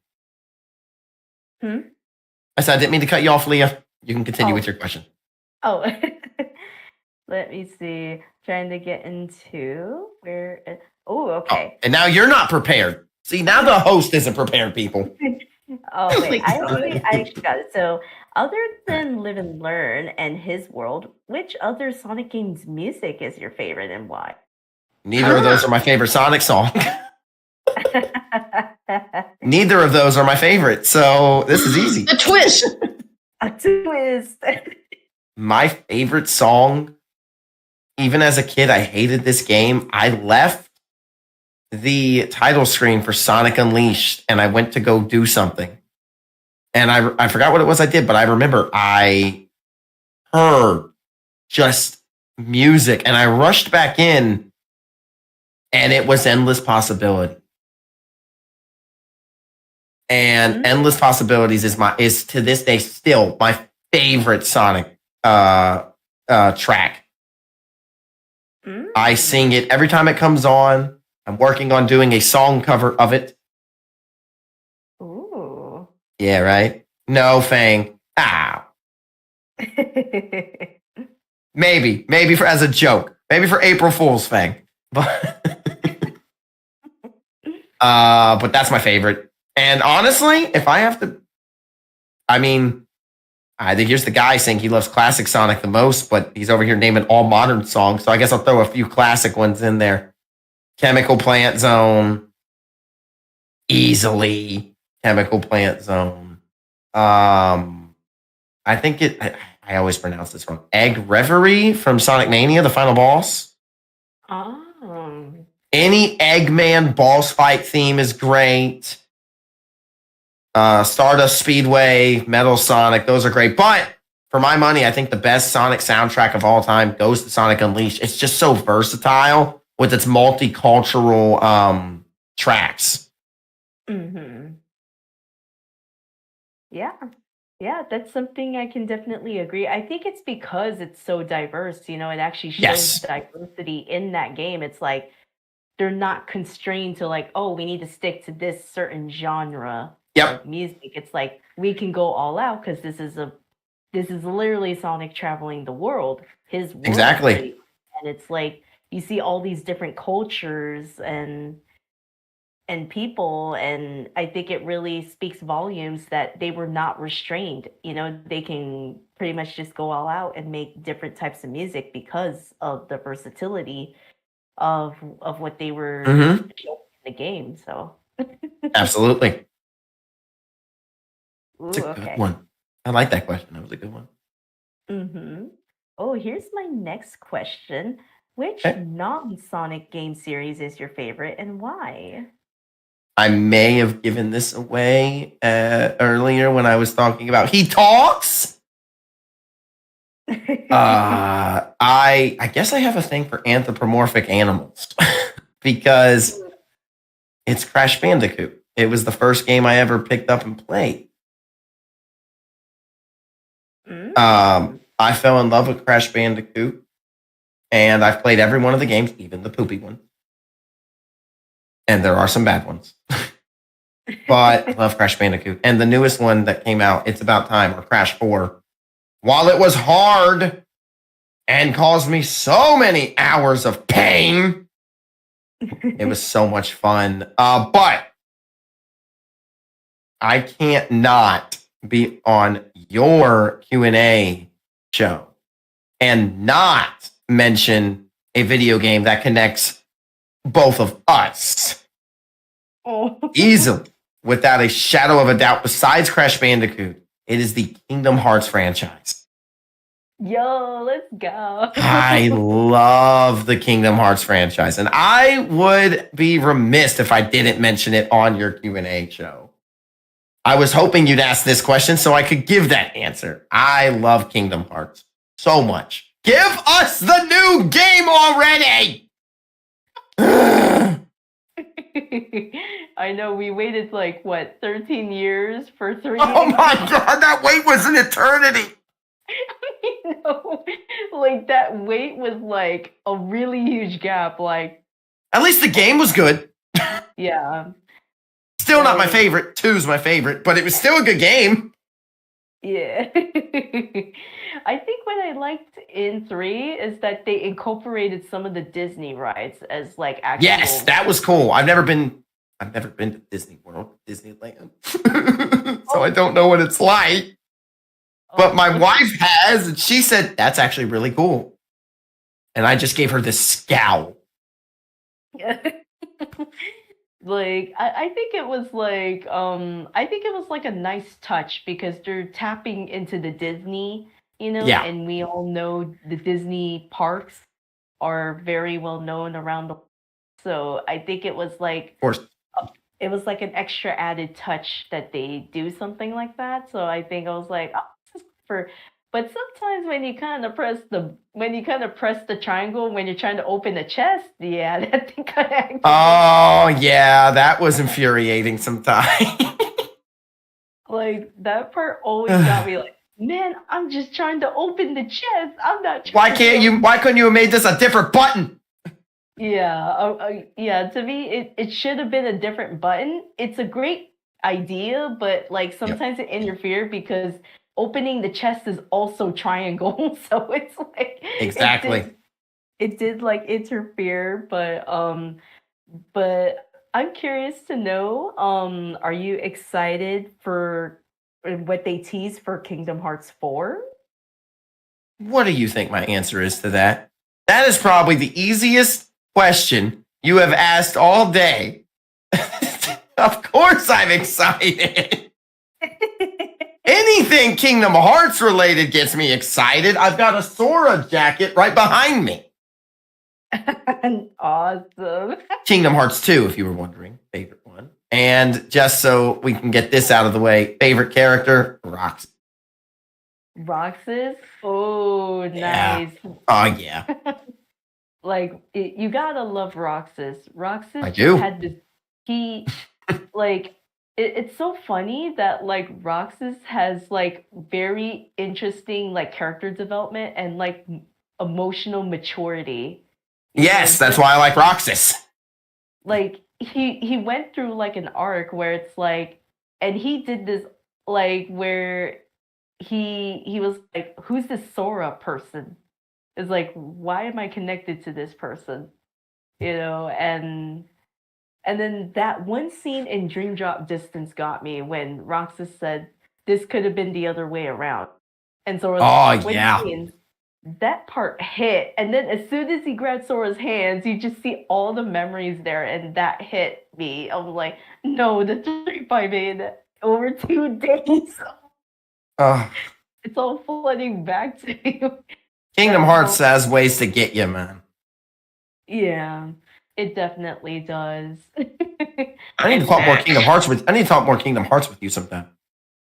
Hey, I'm curious, who was your favorite party member, depending on the world you try? Well, it's not Donald. It never will be Donald. It's never going to be Donald. Well, I came back and I hear that. I really enjoyed traveling around in Kingdom Hearts 3 with Jack Sparrow. Oh my gosh, the Caribbean. Jack Sparrow. Yeah, that was actually some fun. I had a lot of fun with that. I love that one because you can literally navigate on the ship itself. And exactly. Go to the other islands. I'm like, oh my gosh. I was like, that genius. Yes, I hope more worlds in the new game are like that. Massive, able to be explored more like that. That was probably my favorite world. Nice. It was so much fun. Also, Jack Skellington. I love the Nightmare Before Christmas world and Kingdom Hearts 2. so much fun. Yeah, like I kind of like how like in the final mix, that Sora changes into like Christmas, like it depending if you're in Halloween Town, Christmas Town. Yes, Like I love that I because love his Christmas outfit. yeah, like in the original, that the US got before they did the remixes where you actually get the final mix. Yep. Yeah, they didn't change that in the base original game, but Nope, they did not. You're right. and then the final mix, that we, once we got the remix like years later, they're like, hey, Yep. we actually put the final mix there because lots of people hated that, like, US were just like, how come Japan gets like the final mix and we don't get to go to this what's that cavern in Kingdom Hearts 2? That Cavern of Remembrance, I think? Oh yeah, I think that's what it is. I know what you're talking about. I don't remember the name of it.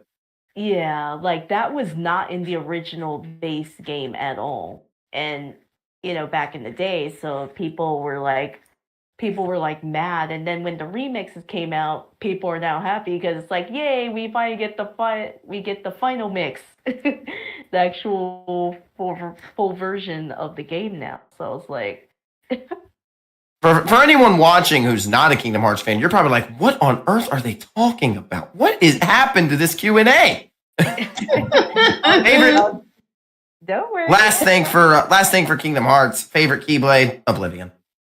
Nice.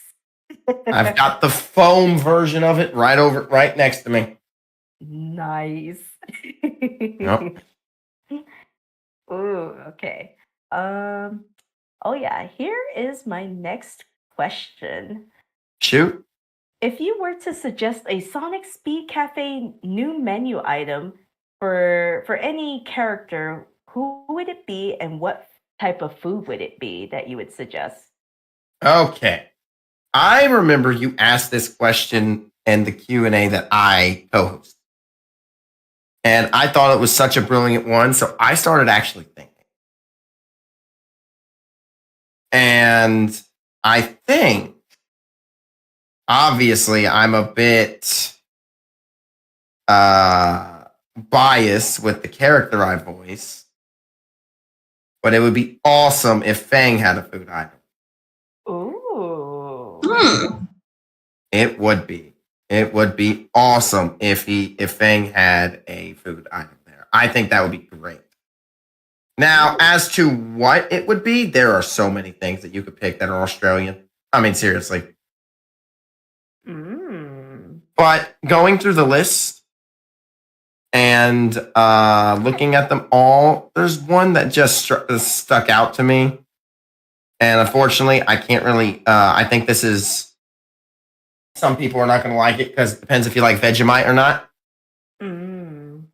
But Fang's cheesy Vegemite sausage rolls would be perfect.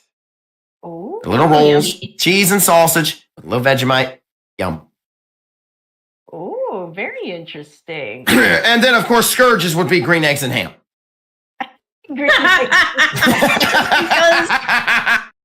Why can't I see that actually? I now know what I need to make. I need an artist to do it, but I bet I could find one. I want to do a skit. I just got, see, this is how my mind goes. I say something and then my mind just clicks to it. I'm going to create a little comic skit of green eggs and ham with Fang as Sam I Am trying to sell Scourge. The green eggs and ham. Oh my god. This I gotta hear. See, my creative mind. That's just how it works. I've got a lot of creative visions up here. And it really shows. One that you may not know I'm working on, and I want to have MC be Sonic for it because he showed his love for Looney Tunes. Ooh. And Angie knows about this, and I'm still Yeah, I planning it. do. Yeah. I want to recreate in a comic strip the Roadrunner and Wile E. Coyote cartoon with Sonic being Roadrunner. It makes sense. And Fang being Wile E. Coyote. That's actually fitting, actually. Is it? It is. Like, it's very Oh my fitting. god. That's Like, still being worked on. I gotta plan out the plot and what type of weird mechanisms Fang will use and tricks he'll try to use. And then I gotta get with my artist, which I do believe the artist that I chose was Rainbow. I love her art. I think it would work perfect. She's gonna team up with my wife, who also does art. My wife does like 20 different things she's good at. I'm good at one, voice acting, but that's okay. Well, I'm good at voice acting, directing, and planning, and teaching.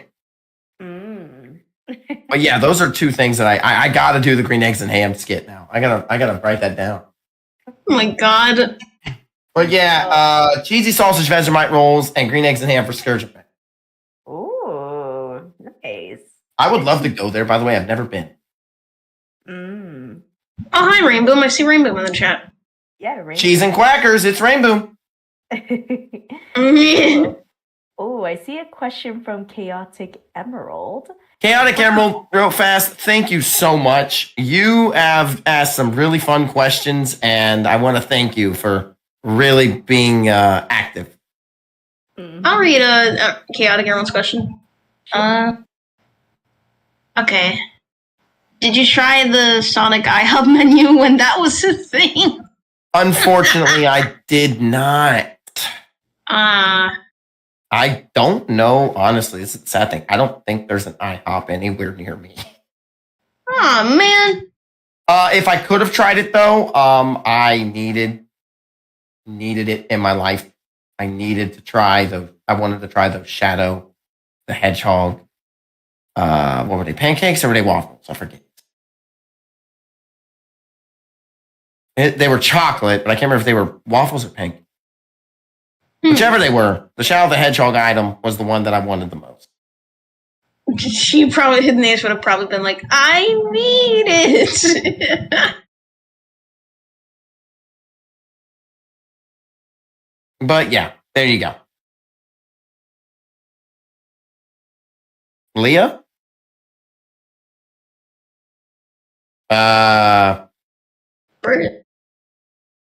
We are missing our host!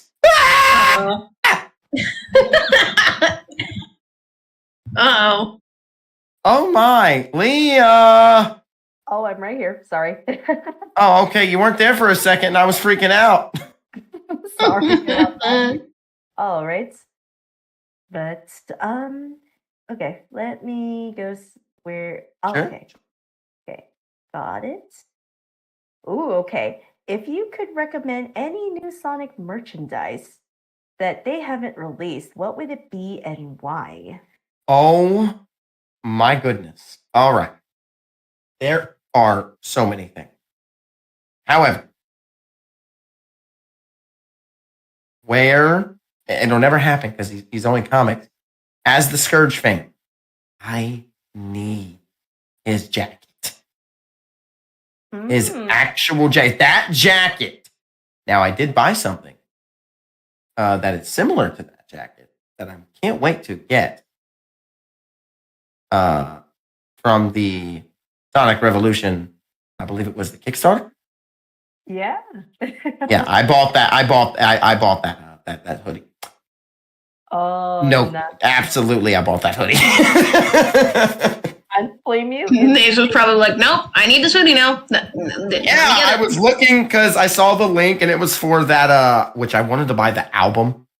That was really cool. But I was like, what else they got here? And I'm just going like, what else where's my wallet? Where's my wallet? Here's my wallet. Take it. Yeah. But no, if I could actually get Scourge's like actual jacket, that would be so cool. Also, I need shoes from other Sonic characters, guys. Sonics are cool, but where's Silvers? Where's Shadows and Knuckles and those? I want shoes like that. Those would be sweet. I know you said merchandise and I'm only picking clothing. That's still merchandise. It is.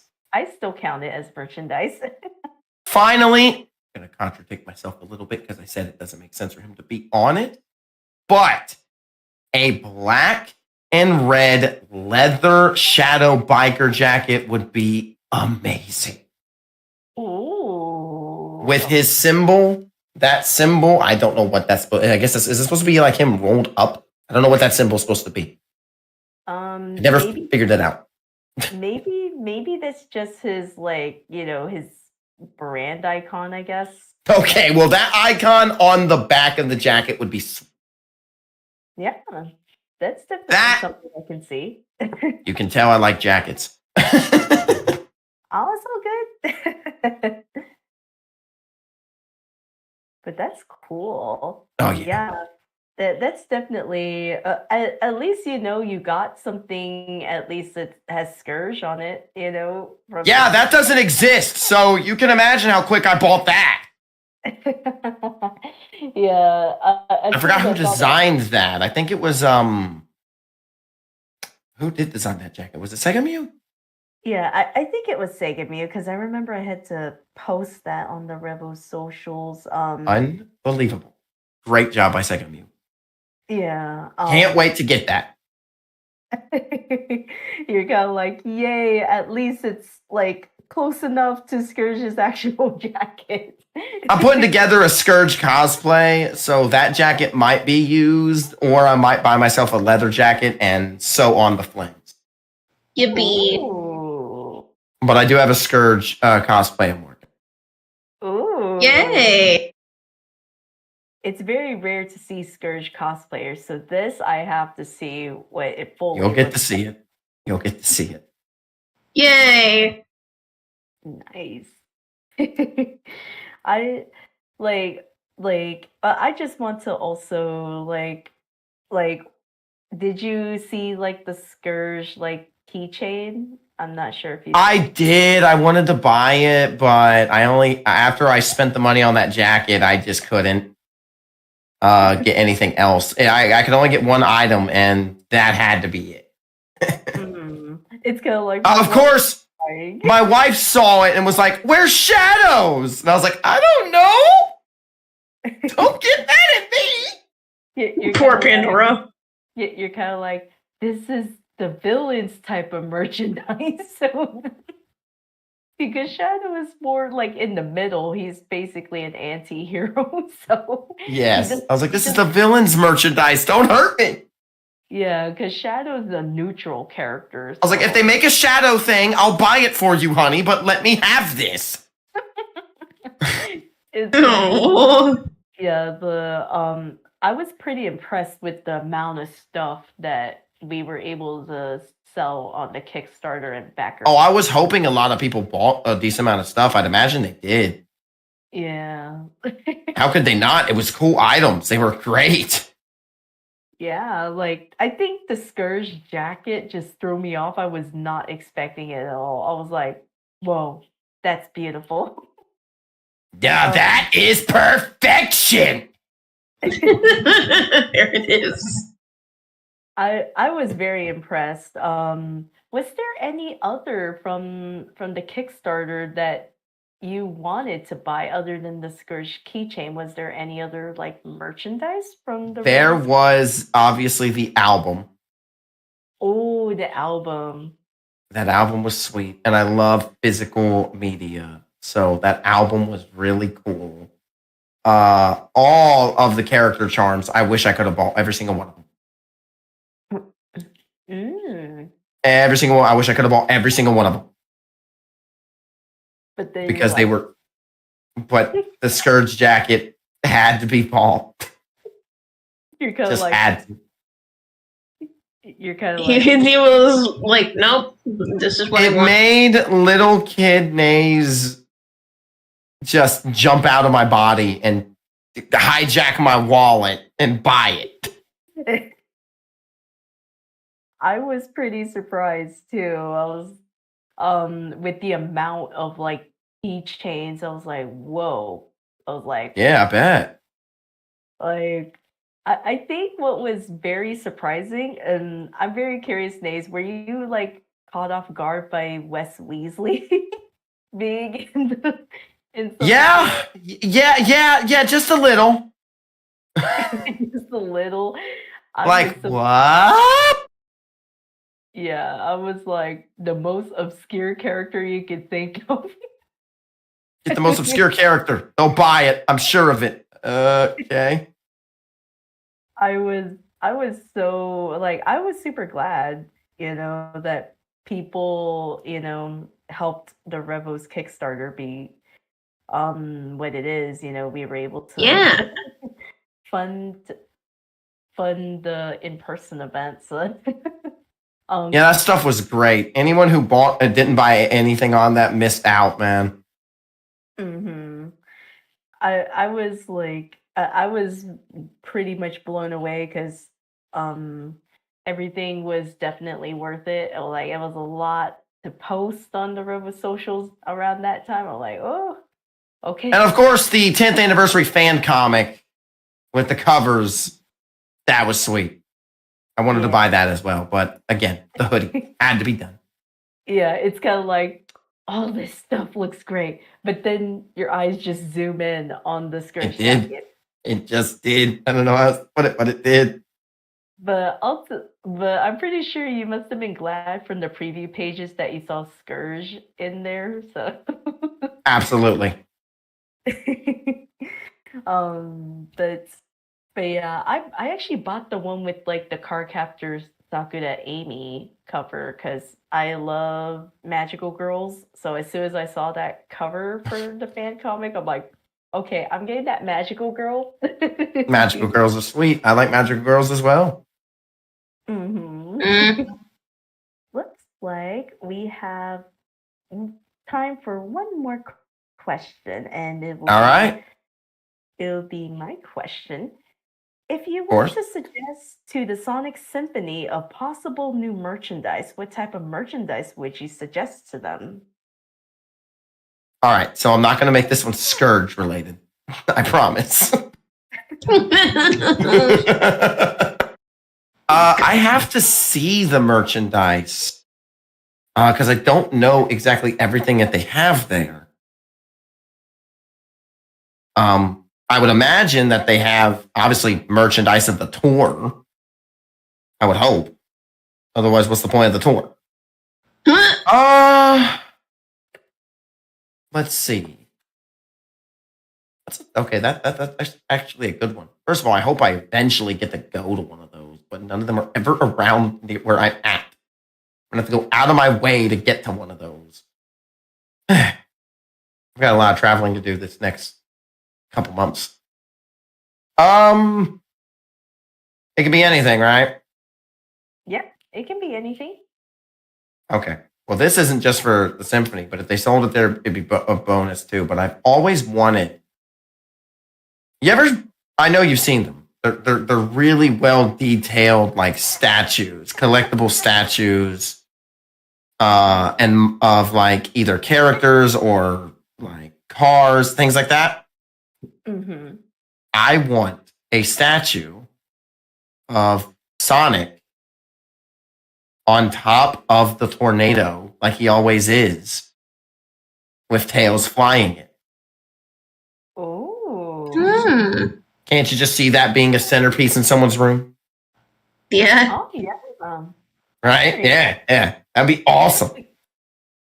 Or if they Oh, actually, if you actually want to make it like you can actually, what I could suggest is an actual like 3D creation of their poses from that like official art piece actually. Like have the characters like, in actual yeah. figurine or Yeah, something. that would be sweet too. A diorama. Yeah, that'd be sweet. Because that art piece, you gotta admit, that official art piece of Sonic Symphony is like really amazing. And Yeah, no, that is sick. yeah, it's definitely something that I would love to see in an actual figurine because, like, we do have a lot of Sonic figurines, really great quality ones, especially from what's that place? I think it's like First Four Figures. I'm not sure if you know, but they do like Sonic figurines and they're very high quality. I did not know this. I'll have to check them out. Yeah, they actually do like a lot of Sonic figurines, and they're pretty pricey, I'll tell you that, but they're Well, I'm great sure. quality. Leah Ah, speaks from experience. She's probably bought like 20 of them. I don't really collect figurines because Fair I enough. collect more plushies, because plushies are at least a little bit easier to store than Yeah, figurines. yeah, squish them on in there. Get it. Yeah. Um, Looks like we are out of time for this Q&A, but I want to thank you, Naze, for doing this Q&A. Thanks. I appreciate you having me. This was a lot of fun, and people got to know a little bit more about me and get hopefully, some really good advice to take home with them about voice acting as well. This was great. Yeah, you gave such amazing advice. Like, Try. I'm learning a lot more about, what goes on with voice actors, and everything because of you guys. And I try. I try my best. I mean, I'm a voice acting teacher, so I teach classes. So I hope I can give good advice.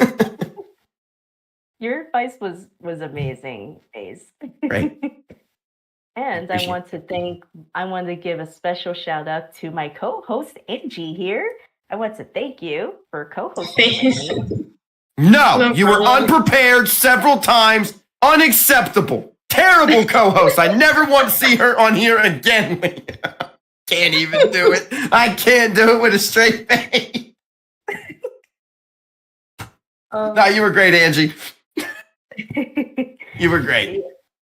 But yeah, that's the end of the 17th episode, but do not worry, I do have an upcoming live stream for the next episode of the Lucky Charm podcast. It has been like a few months since I since I did the previous episode, but we do have that coming up.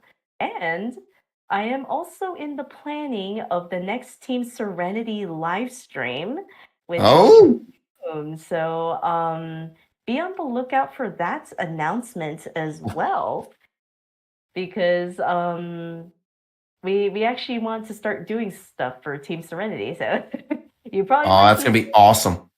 yeah, you'll be seeing more of Andrew and Doom here. That's um awesome. Yes, I know with Sonic lore with Radar, I know Radar has been busy, so hopefully I can, and yeah, get get that to start scheduling for that one, and be on the lookout for also the next Tangle and Blaze, because the next Tangle and Blaze will be a Q&A with our Revos Kevin. So Oh, yeah, Kevin's going to be doing a Q&A for with Tango and Blaze, so be on the lookout for that. oh, that's gonna be Previous sweet. episode, Tango and Blaze did a Q&A with me, so now it's Kevin's turn to have a Q&A. But yeah, stay tuned for all these upcoming live streams. But yeah, I'm just letting you all know a heads up on July 25 to 28th. I will be at San Diego Comic Con all 4 days. So, in case if you don't hear any upcoming live streams near that date, that's the reason. So, I will be at San Diego Comic Con. The actual panel schedule is coming out this week, I think this Thursday to Sunday. So I will be finding out if there is any Sonic movie thing going on. So Fingers um crossed. yeah, so this is Liaserenityrose signing out. Bye everyone.